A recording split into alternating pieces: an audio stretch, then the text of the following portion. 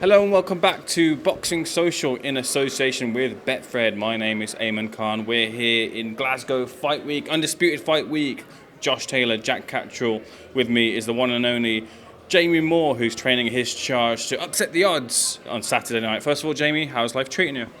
Yeah, life's fine. Thank you. Yeah, can't complain. Busy week.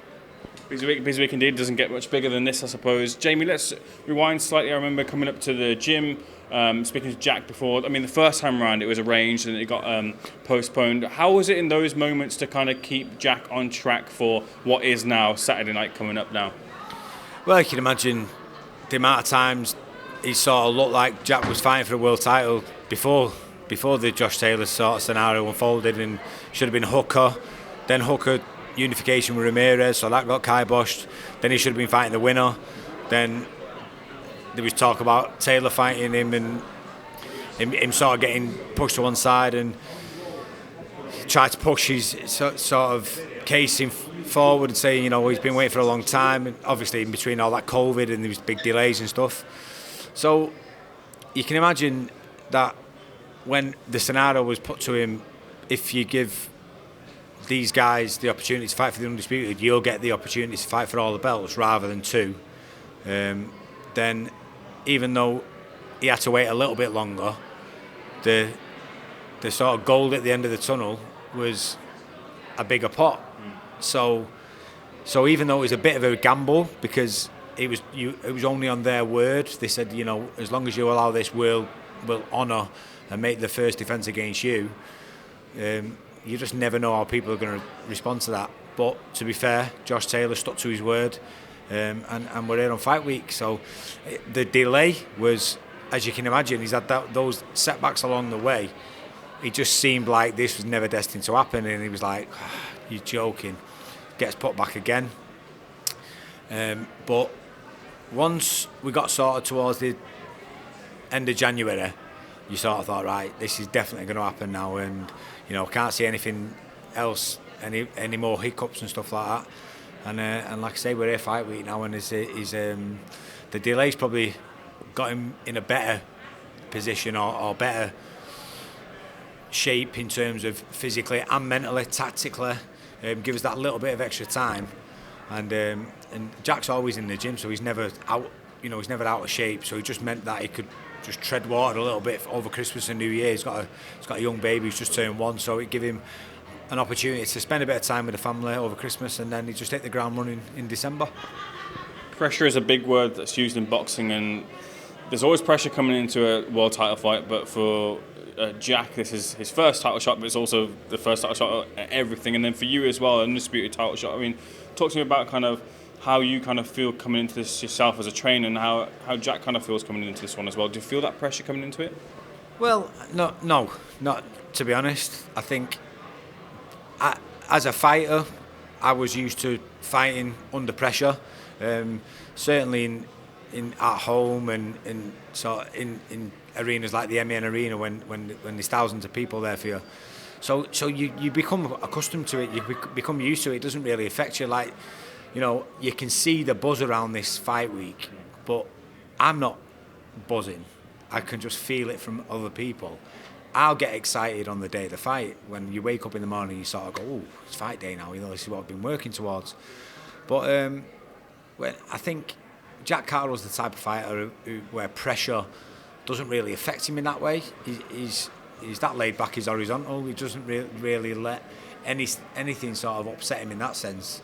And I think Josh, by Josh being the way he is, and very aggressive and loves entertaining the crowd, and first time coming home after everyone's been locked in their houses for a big chunk of the last 2 years, then with Jack not expected to win this fight, I don't think that brings pressure.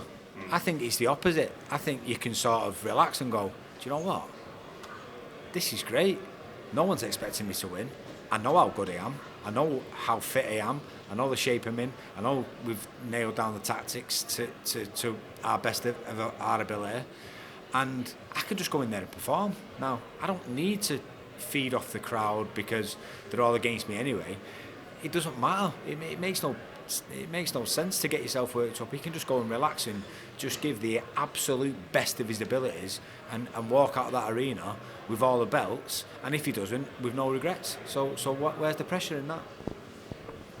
You mentioned there about like expectations, and people have coming into this one have said kind of from the records, from the fighters that they face, there's a level disparity in terms of who they face. But do you think that's a fair assessment? You've obviously seen Jack day in and day out in the gym in terms of the levels that he's at. Do you think it's fair to say that there's glaring levels between the two of the fighters? Yeah, of course. You know, you look at their resumes and you go, has Josh Taylor got a far higher depth of quality in his resume than Jack Catterall? Of course he has. You don't have to be a rocket scientist to work that out. Doesn't mean that Jack Catterall can't perform at that level. And this is what I keep saying to people. You know, I've done many interviews this week. At some point, for a fighter to prove that he's world class or elite level, he has to take that step up. And, you know, beforehand you'll get differences of opinion saying, yeah, he can or no, he can't. So I don't think there'd be any doubt that if Jack was stepping up and going in with a world class opponent, people would go, he's not ready for this, he's not world class. I think it's only because he's in with such a fighter like Josh Taylor that people are questioning it. I don't think people are questioning his ability in that sense. But like I said, at some point somebody's got to step up and then prove themselves. And this is Jack's coming out party. So okay, is it a bigger task than going in with somebody you'd only deem world class? Yeah, because Josh Taylor's pound for pound top 10 and would be classed as an elite fighter, and rightly so. But doesn't mean that Jack can't pull this off. And bigger upsets have happened in the past without a doubt. You and him are obviously planning to pull that off on Saturday night, but how do you plan for someone like Josh, given the skills that he does have? Is it an extensive game plan? Is it multiple game plans? Is it adaptation? How do you plan for him? Yeah, you've got to be versatile. There's no way you can go in there with a game plan and not expect a fighter of Josh Taylor's calibre to not adjust and be able to figure that out. You've got to be versatile. I feel like I've got a fighter in Jack Catterall where the same can be said the other way around. Josh Taylor's got to come and beat Jack Catterall, and that's easier said than done. You know, he's every single fighter what Jack's ever been in the ring with, have come out and said, God, it's so deceiving. You don't realise how good he is until you're actually in there with him. And I've used the term, he's like the snake out of the jungle, but where he sort of hypnotises you and he gets you under his spell. But Josh Taylor's he's that adaptable. He won't allow that to happen in certain scenarios, and he'll just force it on Jack, and that's when the telling point is going to be, because when he does that, you know, how will Josh react to what Jack does, you know? So I don't want to give too much away, but after the first 2 or 3 rounds, it's going to be really interesting. Josh, watching the gloves are off, which was very intriguing, enjoyable episode, especially off the back of Carnbrook as well. Josh seemed to highlight the left hook and Jack maybe just having that left hook. Is there a sense of maybe from Team Catterall that Josh might be overlooking some of Jack's abilities? No, I honestly don't think Josh Taylor thinks that that's all Jack's got. To be honest, I've never, in any of Jack Catterall's fights, I've never seen him throw a big stupid left hook. You know, he's much more calculated than that. So I don't think he believes that. I think it was just mind games. I think he's just trying to nudge him and try and get a rile out of him. But he didn't get it. And this is what I'm saying is, you know, I understand why Josh does it, because that's the type of fighter he is. He needs that sort of needle to get himself up for a fight. But he's not getting a rise out of Jack. And I think today on the face-off and stuff like that was his last sort of try on fight week to see if he could still get a rise out of him, and he didn't get it again. So that'll probably be the end of it now. But yeah, you know, mind games can play a big factor in fights. I just don't think that they work with a fighter who's as sort of relaxed and laid back as Jack Catterall. Is that the same with that mind games? And I get that point, because Jack looks incredibly laid back type of person. It does seem on the surface it does wash off the back of him, but there's also the hostile crowd that'll be added to him. I suppose he might not have faced that before. Could there be a sense of, you know, this occasion potentially getting to him, and is that where you come in and kind of managing that point as well, so that doesn't happen? Yeah, of course. You have to sort of be aware of those aspects, and as a trainer you have to sort of monitor your fighter, sort of saying, sort of, if you do see that the mind will be wondering, or you can see they're a bit tight and tense, then you'd sort of get them to relax and stuff. I won't have that problem with Jack Catterall. I just won't have it. I've never known a more laid back. Kerry Casey's been in the changing rooms with some phenomenal fighters over the years, over a long period of time, and he said Jack Catterall's the most relaxed person he's ever seen in the changing rooms. So that's not going to be an issue. And he has been in the backyard of a few fighters over the years, and in fact we had him in Belfast against Tyrone McKenna. Tyrone McKenna had big support behind him there that night, and again, it didn't affect him at all. So those scenarios, what could affect or might affect the outcome of a fight, I don't feel they will. And the only thing what will matter on the night is how both guys perform. And you know what you're going to get with Josh Taylor. He's going to come in there and he's going to be high intensity. He's not going to allow Jack Catterall to dictate the pace, and he's going to force it on him, and that in itself is going to make for a great fight. Speaking on behalf of Jack, and also speaking on behalf of yourself, what would it mean for you to have captured those undisputed titles, which is a massive check mark or checkbox to tick off in any fighter or trainer's career? Honestly, it doesn't matter to me, because the fighters. I started this because I wanted to help Tommy Coyle. Steve would come to me and he said, "Can you train Tommy? He's got a fight with Derry Matthews and he hasn't got a trainer."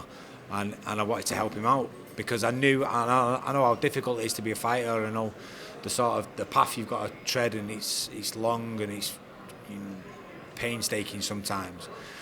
So I just wanted to make it easy for Tommy, and in the long run, the stable's grown, but the sentiment's still the same. I just want to help the fighter achieve whatever they want to achieve.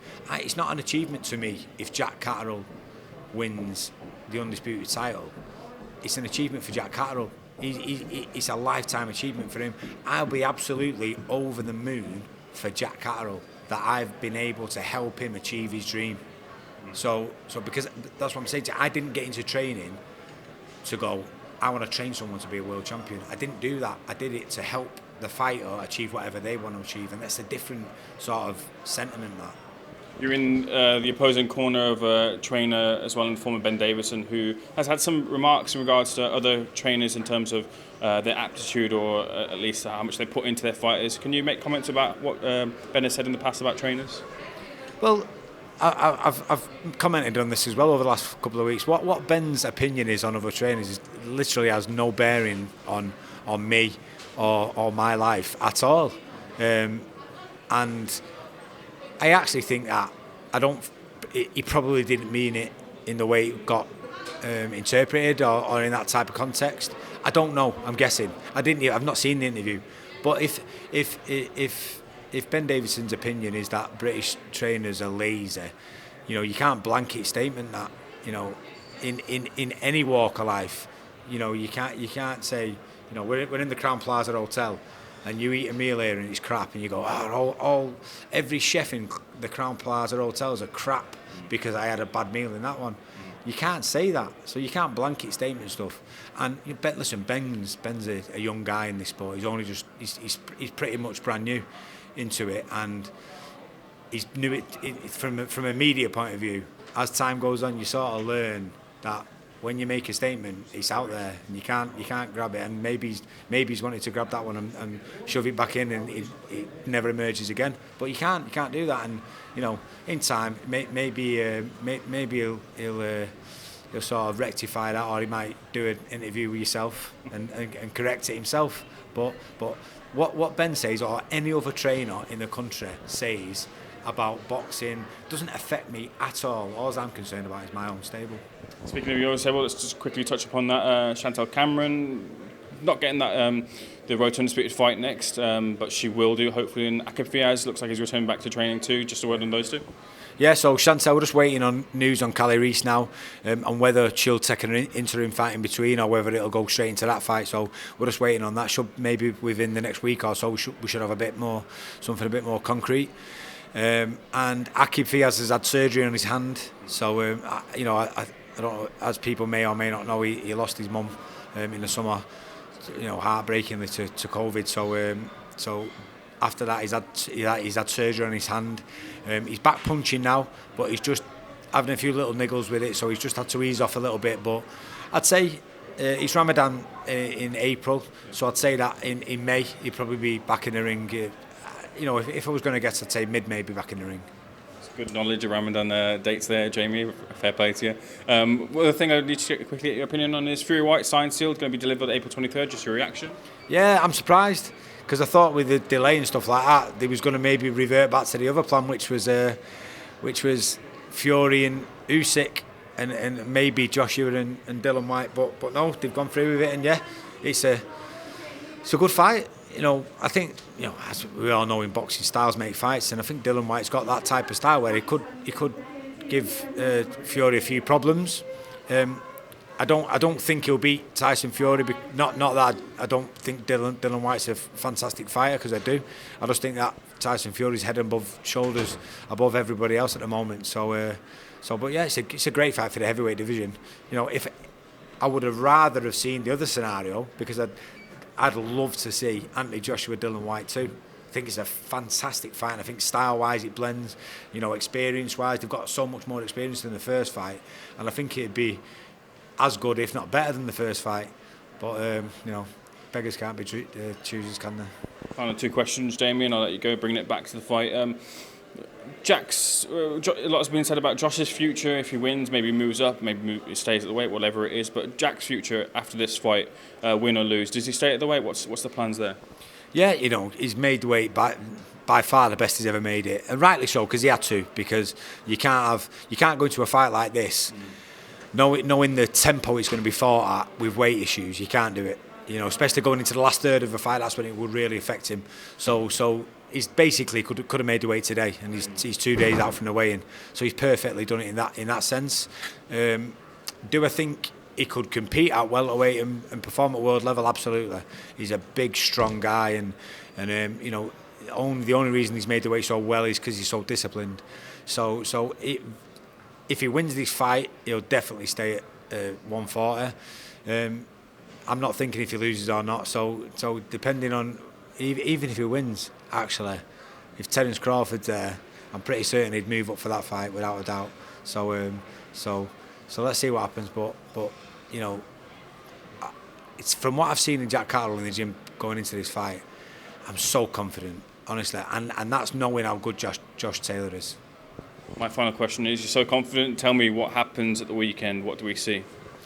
I think Josh Taylor tries to impose himself on the fight with Jack, and Jack has the answer to everything. And whether it being on points or whether he gets the stoppage, I don't know. But he is hard enough to get the stoppage. I'm hoping that if he goes to points, we get a fair shake. That's always a little bit of a worry when you're away from home. But I'm putting my faith in the goodness of the judges. Jamie, get me excited for the fight. Wish you and Jack all the best for the weekend. Thank you so much for speaking to Boxing Social.